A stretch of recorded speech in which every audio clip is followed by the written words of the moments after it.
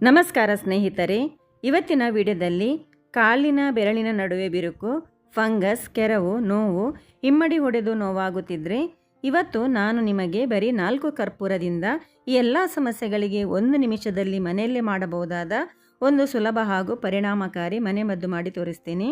ಈ ಮನೆಮದ್ದು ಹಚ್ಚಿದರೆ 3 ದಿನಗಳಲ್ಲಿ ಬಿರುಕು ಮತ್ತು ನೋವು ಕಡಿಮೆ ಆಗುತ್ತದೆ. ಬನ್ನಿ ಮನೆಮದ್ದು ಹೇಗೆ ಮಾಡೋದಂತ ನೋಡೋಣ. ಮೊದಲಿಗೆ ಇಲ್ಲಿ ನಾನು 4 ಕರ್ಪೂರ ತೆಗೆದುಕೊಂಡಿದ್ದೇನೆ. ನಾವು ದೇವರಿಗೆ ದೀಪ ಹಚ್ತೇವೆ ಅದೇ ಕರ್ಪೂರ. ಇದನ್ನು ಚೆನ್ನಾಗಿ ಕುಟ್ಟಿ ಪುಡಿ ಮಾಡಿ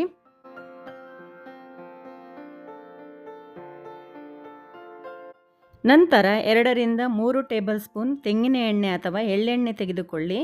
ಎಳ್ಳೆಣ್ಣೆ ಅಥವಾ ತೆಂಗಿನ ಎಣ್ಣೆ ಯಾವುದಾದರೂ ಒಂದನ್ನು ಬಳಸಬಹುದು. ನಾನಿಲ್ಲಿ ಎಳ್ಳೆಣ್ಣೆ ತೆಗೆದುಕೊಂಡಿದ್ದೇನೆ.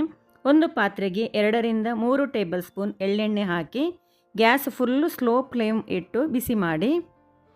ಎಣ್ಣೆ ಬಿಸಿ ಆಗ್ತಾ ಬರುವಾಗ ಪುಡಿ ಮಾಡಿದ ಕರ್ಪೂರ ಸೇರಿಸಿ ಈ ರೀತಿ ಸ್ವಲ್ಪ ಹೊತ್ತು ಮಿಕ್ಸ್ ಮಾಡ್ತಾ ಇರಿ.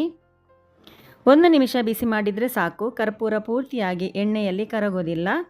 1 ನಿಮಿಷದ ನಂತರ ಗ್ಯಾಸ್ ಆಫ್ ಮಾಡಿ.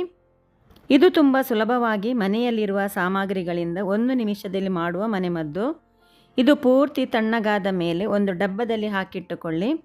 ಎಲ್ಲಿ ಫಂಗಸ್ ಇರುತ್ತೆ ಅಥವಾ ಪಾದ ಒಡೆದಿರುತ್ತೆ ಅಲ್ಲಿಗೆ ಒಂದು ಕಾಟನ್ನಿಂದ ಹಚ್ಚಿಕೊಳ್ಳಿ. 3 ದಿನಗಳಲ್ಲಿ ನೋವು ಮತ್ತು ಬಿರುಕು ಕಡಿಮೆಯಾಗುತ್ತದೆ. ನೀವು ಕೂಡ ಈ ಮನೆಮದ್ದು ಮಾಡಿ ನೋಡಿ. ಇಷ್ಟವಾದರೆ ಲೈಕ್ ಮಾಡಿ, ಶೇರ್ ಮಾಡಿ. ವಿಡಿಯೋ ನೋಡಿದ್ದಕ್ಕೆ ಧನ್ಯವಾದ.